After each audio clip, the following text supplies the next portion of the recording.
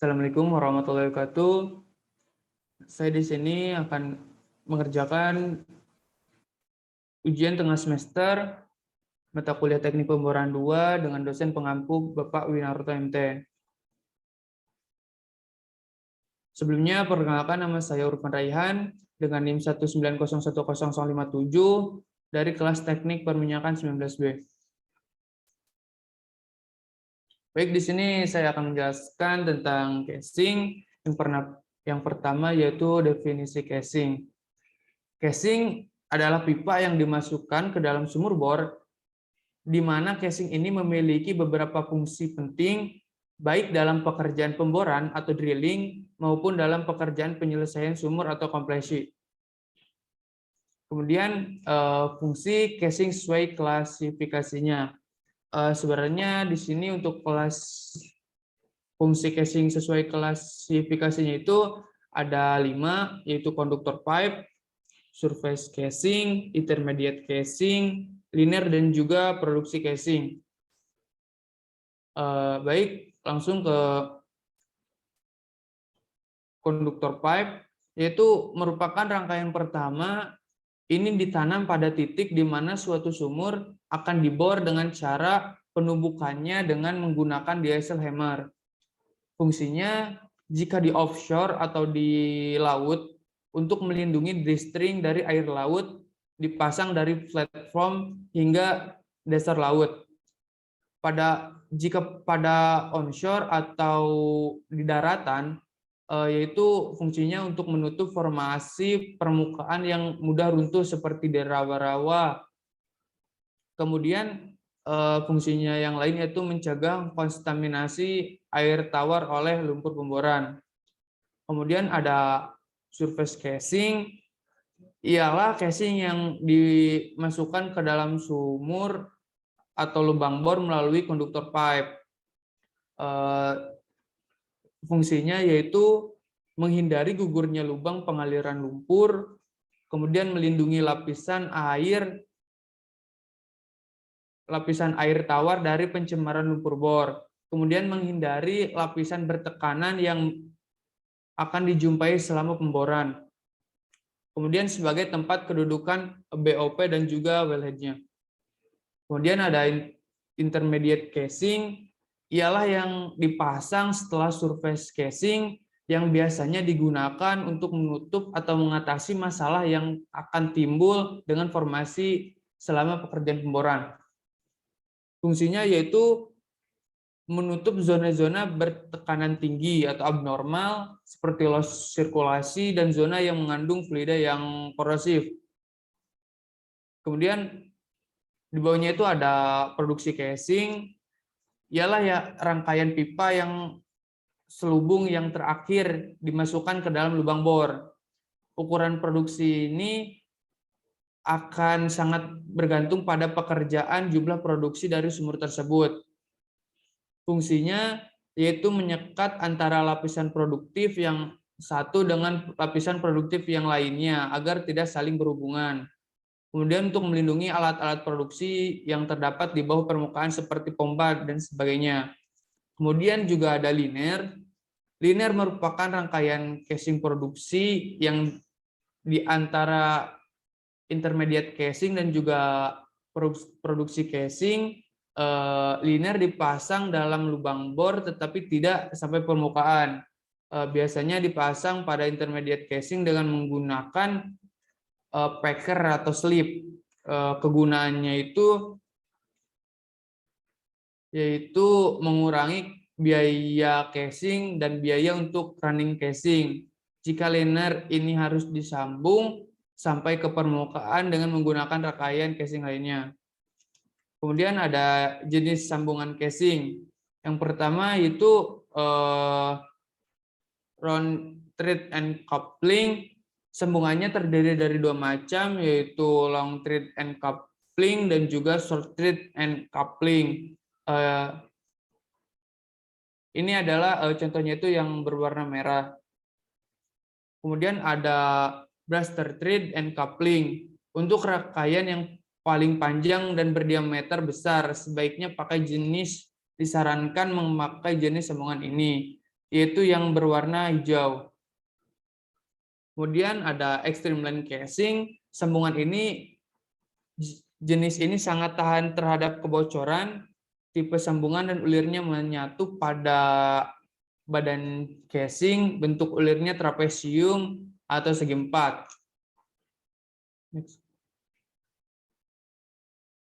Kemudian hal yang perlu dibutuhkan sebagai pertimbangan casing design, yaitu datanya itu mampu menahan beban brush dan juga mampu menahan beban collapse.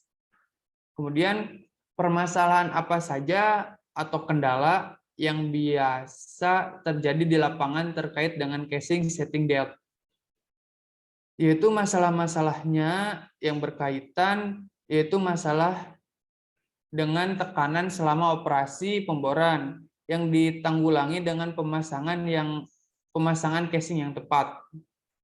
Kemudian masalah berkaitan dengan produksi, yaitu pertimbangan terhadap well completion dan sumur-sumur yang untuk tujuan IOR.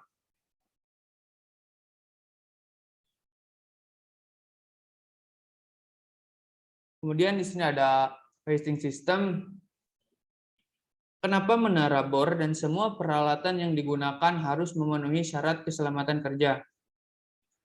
Karena setiap saat dapat menimbulkan kecelakaan dan akan mengakibatkan kerugian besar bagi si perusahaan itu maupun para pekerjanya. Kemudian bertanggung jawab atas keselamatan kerja di rig dengan melaksanakan kebijakan dan program keselamatan kerja dan lingkungan yang telah diberikan. Pada waktu tertentu, penggantian rantai drawwalk, hal ini dapat dilakukan dengan gulungan besar terjadi pada drum yang dililit oleh drilling line. Sebagai tool pusher dalam melakukan pengawasan keselamatan kerja pada instalasi pemboran, maka yang harus dilakukan adalah yaitu pengawasan keselamatan pada instalasi pemboran. Harus memastikan semua anggotanya itu lengkap, dan tool pusher juga mempunyai tanggung jawab untuk menyuruh atas keselamatan dan efisiensi pengoperasian rig dan pekerjaan yang berbeda di bawah kekuasaannya. Kemudian apa yang dimaksud dengan unsafe condition dalam pemboran adalah tindakan-tindakan yang tidak aman dan berbahaya bagi para pekerja.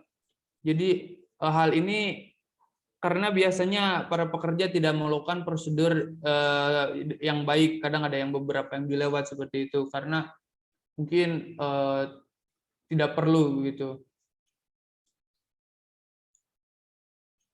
Kemudian pada saat dilakukan pekerjaan memberikan pelumas pada crown block, maka traveling block harus dalam kondisi seperti apa? Harus kondisi bergerak. Karena traveling block bergerak menyesuaikan dengan crown block. Kemudian jelaskan tugas dari rotary helper atau floorman. Mungkin tugas-tugasnya itu ada banyak, seperti mempersiapkan pipa bor, membantu perawatan dan pemeliharaan peralatan bor, kemudian menyimpan kembali peralatan di gudang, terus kemudian membantu waktu rig up dan juga rig down, kemudian memelihara dan kerapian, memeriksa dan menerapkan keselamatan kerja di lantai bor, dan mengikuti safety meeting. Lanjut. Tujuan diadakan safety meeting periodik adalah menginformasikan segala sesuatu yang berkaitan dengan kesehatan keselamatan kerja. Jadi safety meeting itu sangat perlu dilakukan sebelum melakukan pengoperasian. Lanjut. Jelaskan masing-masing komponen berikut ini.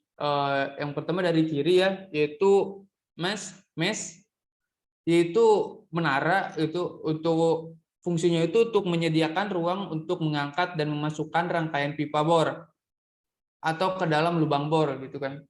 Semakin tinggi menara bor, maka semakin panjang rangkaian pipa bor yang dapat ditangani.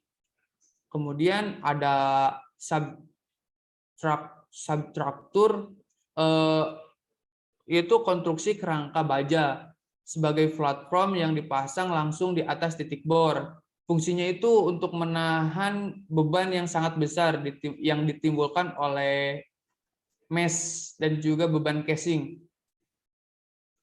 Kemudian ada rig floor, yaitu fungsinya memberikan tempat kerja bagi kru pengeboran dalam melakukan operasi pengeboran. Pada rig floor ini terdapat seperti rotary table, mouse hole, red hole, dan sebagainya. Kemudian ada drawwalk, yaitu semacam mesin penarik, itu mesin penarik yang kuat yang terletak di dekat meja pemutar di lantai rig. Lanjut. Kemudian itu ada crown block, yaitu roda puli itu yang terletak di puncak menara pengeboran, berfungsi untuk melilitkan tali-tali pemboran sebagai katrol untuk membentuk sistem pengangkatan dapat bekerja. Kemudian ada traveling block, yaitu susunan dari roda-roda atau puli-pulinya yang digantung di bawah crown block di atas lantai bor bersama dengan crown block membentuk sistem kerek katrol. Kemudian ada hook atau kail terletak di bawah traveling block di mana swivel dan rangkaian pipa bor tergantung selama operasi-operasi pengeboran. Kemudian ada drilling line, yaitu tali baja yang berkekuatan tinggi yang dapat menjadi penghubung dari drawwalk, crown block, dan juga traveling block untuk menarik peralatan overhead yang lainnya. Tugasnya yaitu menurunkan, menarik, dan menggantungkan rangkaian pipa bor dan lain-lain. Next. Jelaskan apa itu tone mill dan juga fungsinya. Tone mill adalah rumus yang dimana menghitung terjadinya kehausan pada drilling line. Perhitungan tersebut sangat berpengaruh terhadap aktivitas pemboran, sehingga perhitungan tone mill itu sendiri harus dilakukan dengan benar. Kemudian apa yang dimaksud dengan cut off program? Yaitu kekuatan pada kabel terhadap tarikan yang dinyatakan dengan tone line yang diderita kabel. Next. Hal apa saja yang harus dilakukan pada saat pengecekan rutin pada sistem angkat? Itu ada beberapa, seperti cek safety, yaitu memastikan telekopling beroperasi bebas sebelum menurunkan dan juga menaikkan. Kemudian cek rutin untuk memastikan kesiapan pondasi pendukung.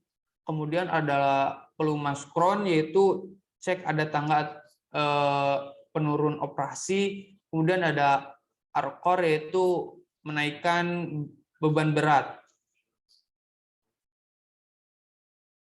Kemudian ada peralatan utama apa saja yang di lantai bor atau rig floor. Ini contohnya ada yang di kiri ya. Ini contohnya yang di kiri, yaitu ada rotary table, ada rotary drive, ada make up and break out tongs, ada rem, ada catwalk, dan juga doghouse. Next. Kemudian di sini ada bit atau mata bor. Definisi bit, bit atau bisa diartikan wahat adalah peralatan yang dipasang pada ujung paling bawah dari drill string dan menyentuh formasi.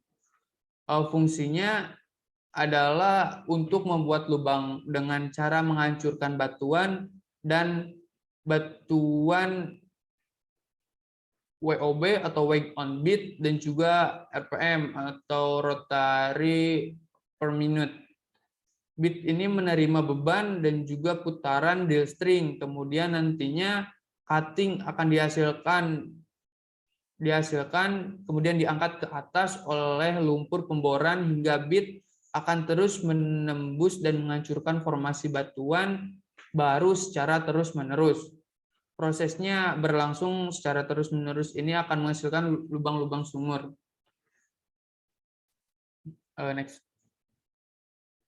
Kemudian di sini ada cara kerja bit. Yang pertama itu ada drum bit. Itu tidak mempunyai roda-roda yang dapat bergerak dan membor dengan gaya keruk.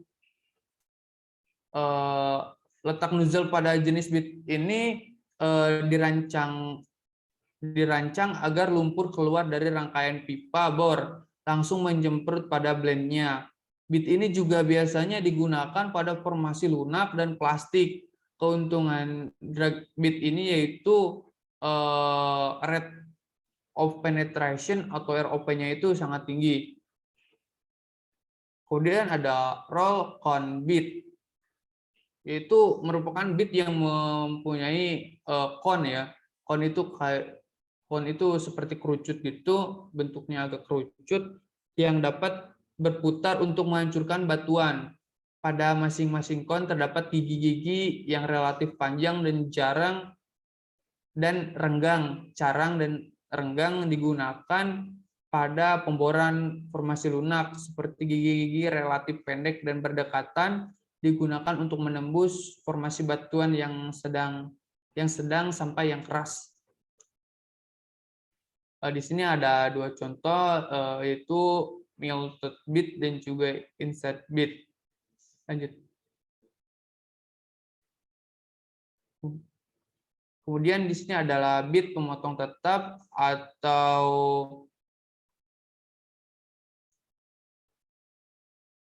bit pemotong tetap, yaitu ada contoh-contohnya seperti polydiamond kristalin,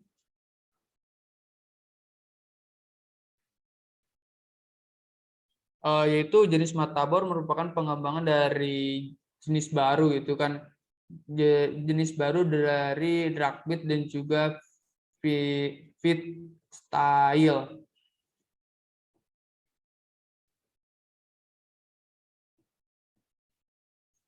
Kemudian ada bit diamond bit, yaitu menggores dan mengikis batuan keras itu.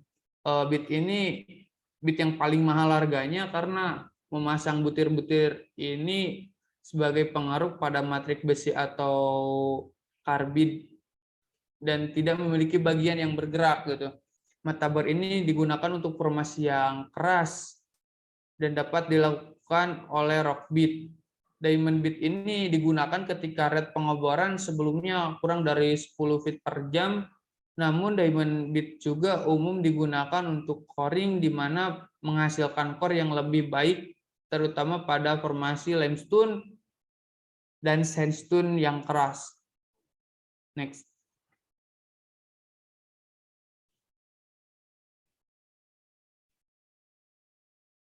Kemudian bagian-bagian penting dari bit yaitu sangs, seng, kemudian ada bit lug, kemudian ada cons, dan juga ada nozzle gitu. Seng itu berbentuk kayak bulir gitu, kemudian ada bit lugs yang menundukkan poros dan con, kemudian ada cons yaitu roda bergerigi yang berputar pada bit, dan juga nozzle yaitu jalur untuk menyemprotkan lumpur. Next. Oh, ini udah. Next. Kemudian macam-macam bit size, yaitu pada bit polydiamond kristalin, yaitu ada yang 57/8 inch, ada yang 6 inch, ada yang 61/8 inch, ada 61/4 inch, ada 61/2 inch, ada 65/8 inch, ada 71/2 inch, ada 75/8 inch, ada 77/8 inch, ada 83/8 inch, ada 8,5 inch, ada 83/4 inch, ada 9,5 inch, ada 95/8 inch, ada 97/8 inch, ada 10,5 inch, ada 10,5/8 inch, ada 11 inch, dan sebagainya. Kemudian ada di Miltooth bit, itu ada 57/8 inch, ada 6 inch, ada 61/8 inch, ada 61/4 inch, ada 6,5 inch, ada 7,5 inch, ada 75/8 inch, ada 8,5 inch, ada 83/4 inch, ada yang 9 inch, ada yang 9,5 inch, ada yang 95/8 inch, ada 97/8 inch, dan sebagainya. Kemudian di sini ada studi kasus sistem angkat atau existing system, program pemboran sumur Dengleng nomor 007 lapangan Musirawas akan dilaksanakan dengan rincian trayek sebagai berikut. Untuk tabelnya terlampir ada interval kemudian ada dengan diameternya. Untuk ada data casing, ada grade-nya, ada kedalaman dengan ukuran feet atau kaki, dan juga ada densitas. Data drill string ini untuk pemboran trayek ini adalah untuk ukuran diameter bit, ukuran nozzle, WOB, ukuran DC, ukuran DP, terlampir. Kemudian ada data spesifikasi rig yang akan digunakan, itu ukuran setback sekitar 90 feet, kemudian ada tinggi fingerboard 83 feet, kemudian ada wind load area of pipe setback sekitar 353 feet.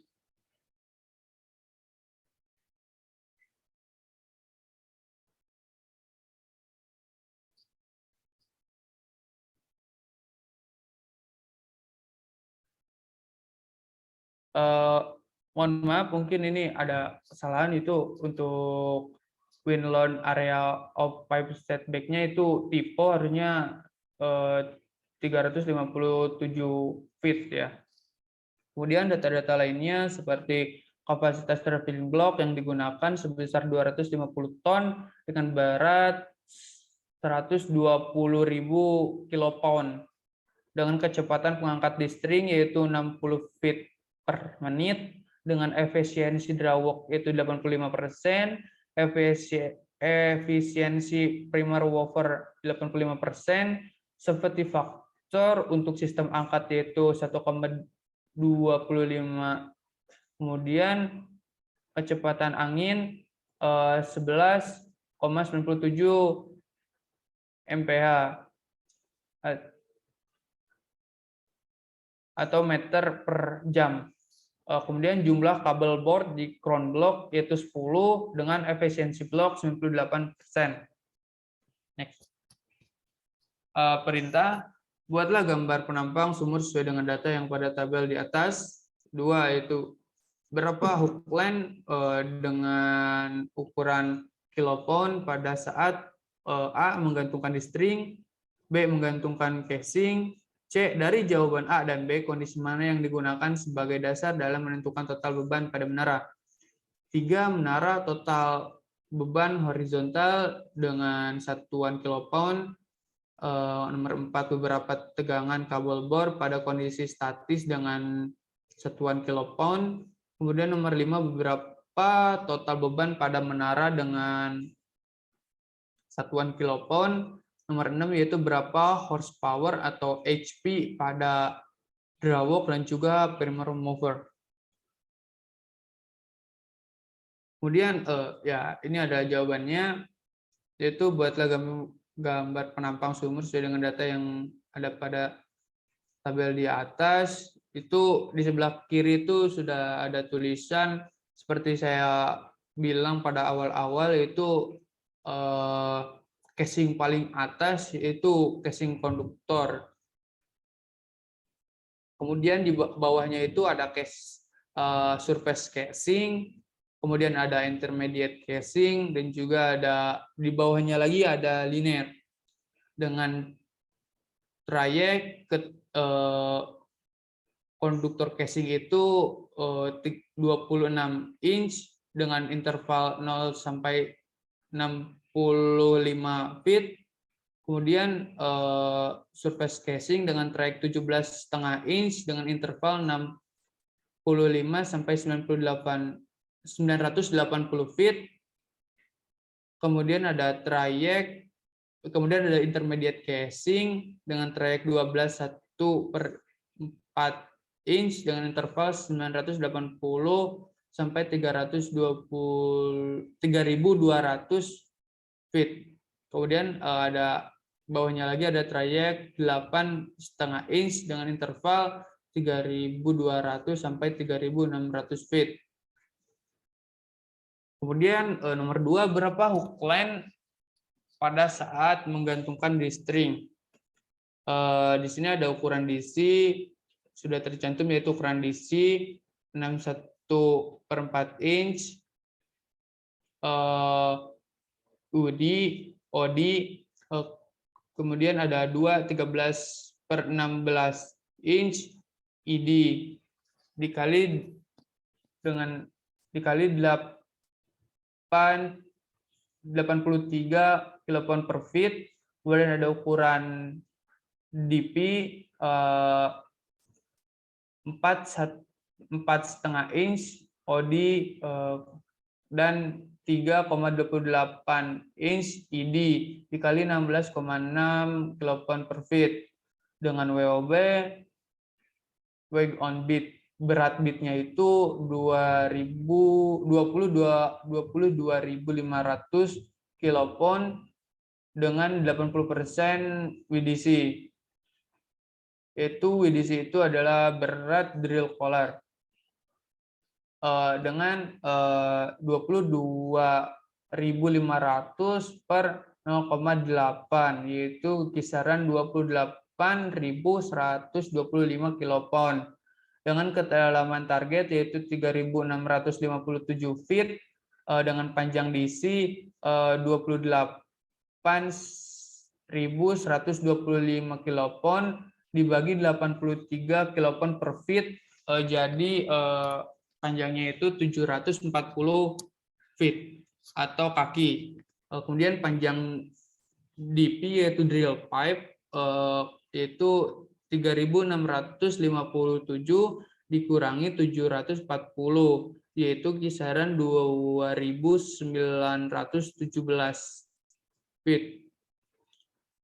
Kemudian berat DP atau WDV yaitu berat drill pipe ini kisaran 2.970 feet dikali 16,6 kilopound per feet, yaitu hasilnya 48.422,2 kilopound.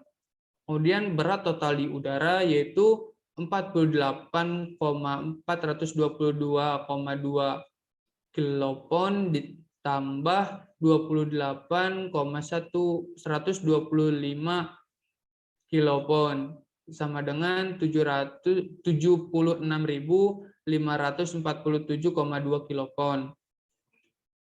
Buoyancy faktor atau bisa disingkat BF diambil dari density mud 10 ppg. adalah jadi 1 dikurang 10 per 65,5 sama dengan 0,847.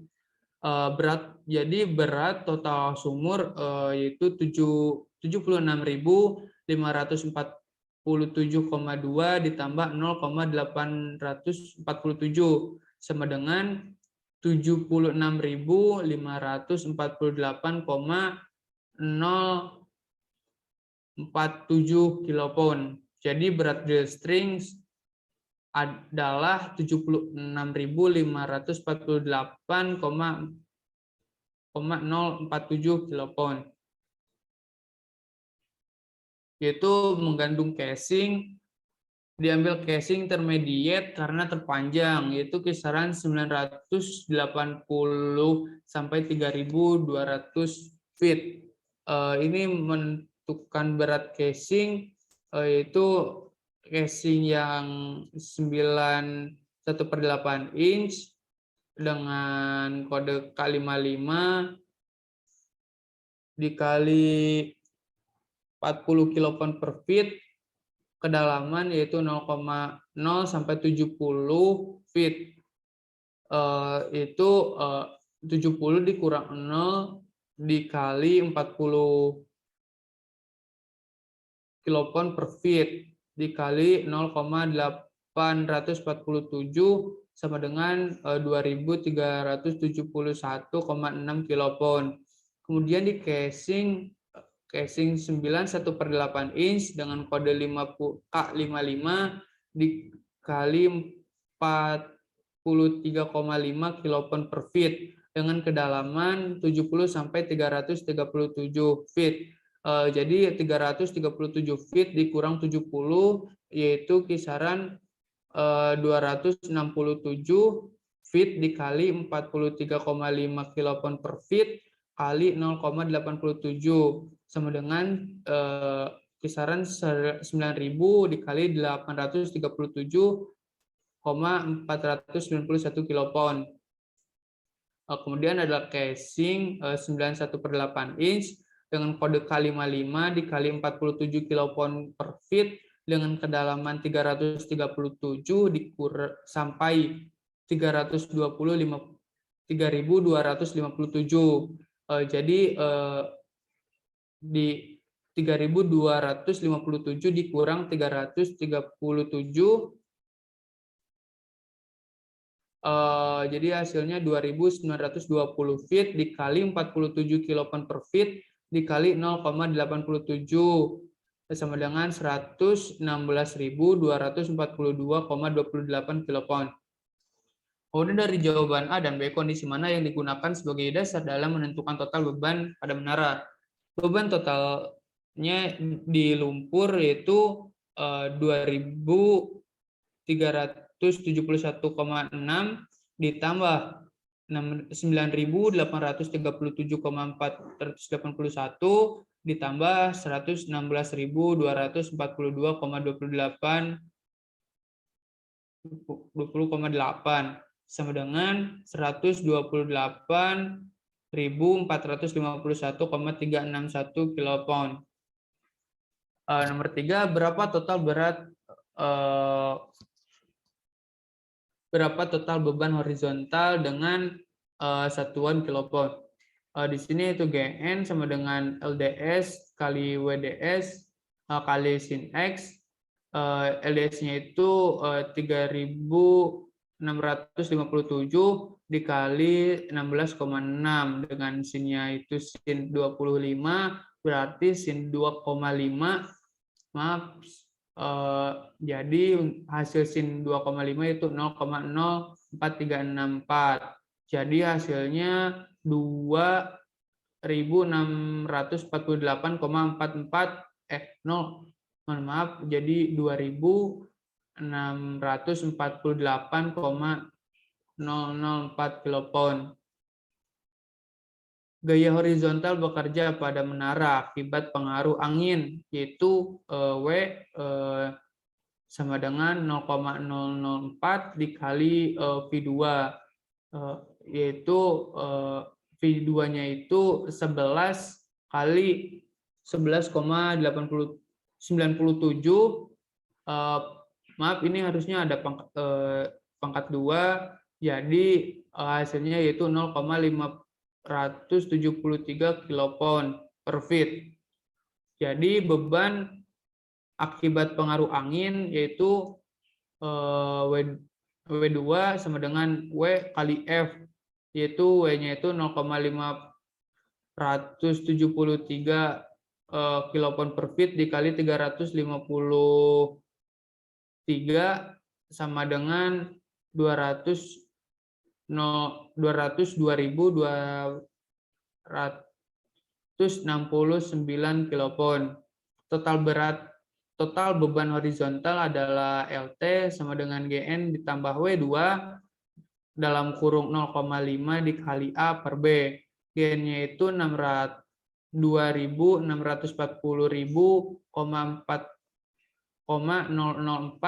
ditambah 202.269 dalam kurung 0,5, A-nya itu 90 per B. B-nya itu 83 kurung tutup, jadi sama dengan hasilnya adalah 2.757,634 kilopon. Berapa tegangan kabel bor pada kondisi statis dengan satuan kilopon? Yaitu TF beban hooknya, kemudian per N kurung buka EB kurung tutup N, yaitu beban hooknya itu 128.451,361 kilopon per 10 kurung 0,98 kurung tutup pangkat 10, jadi hasilnya 15.720,387 atau bisa diakumulasikan berarti 15.720 kilopon. Tegangan pada kondisi statis yaitu 15.720 kilopon. Kemudian berapa total beban pada menara dengan satuan kilopon, yaitu BG sama dengan Q tambah TF ditambah TD ditambah double B, yaitu Q-nya itu 128.405 151,361 kilopon ditambah 15.720 ditambah TD-nya yaitu 15.720, double B-nya yaitu 120.000 kilopon. Jadi hasilnya yaitu kisaran 279.891,261 kilopon. Jika diakumulasikan berarti 279.891 kilopon. Kemudian safety faktornya itu 1,25, BR sama dengan 1,25 dikali 279.891 sama dengan 349.863,75. Kemudian nomor 6, ini nomor 6, maaf tipe, berapa horsepower atau HP pada drawalk. Itu untuk drawalknya itu HP sama dengan W kali OH per 3.300 dikali 1 per N sama dengan HP. Jadi untuk HP-nya itu sama dengan 128.451,261 kilopon dikali 40, dikali 60 per 3.300 dikali 1 per 0,85. Jadi SP-nya itu 2,2746 dengan safety factor 1,25 jadi 2.746 dikali 1,25 yaitu 3.452,5 HP. Kemudian primer powernya movernya itu HP drawalk per N itu 2.746 per 0,85 sama dengan 2.330,59 HP dengan safety factor 1,25 jadi kisaran 3.230,59 HP dikali 1,25 berarti hasilnya 4.030,24 HP. Kemudian soal 2, diketahui kedalaman lubang bor pada saat bit dimulai digunakan adalah 1000 feet dengan bit cost-nya itu 1000 US dollar dengan rig cost-nya itu 557 US dollar per jam dengan sewa di HM-nya itu 5.000 US dollar per hari dengan waktu round trip 58 jam per 1000 feet. Kemudian laju penembusan ROP feet sebagai fungsi jam untuk T-nya itu lebih dari 0 dengan persamaan ROP 25 dikurang kurung buka T kurang 1 kurung tutup dengan persamaan CPF rumus terlampir di mana CB yaitu bit cost, yaitu CR yaitu rig cost, kemudian TT yaitu waktu round trip, kemudian TR yaitu umur bit, kemudian adalah F voltage-nya. Ditanyakan kapan bit harus diganti, berapa harga CPF, kemudian berapa total cost sampai penggantian bit.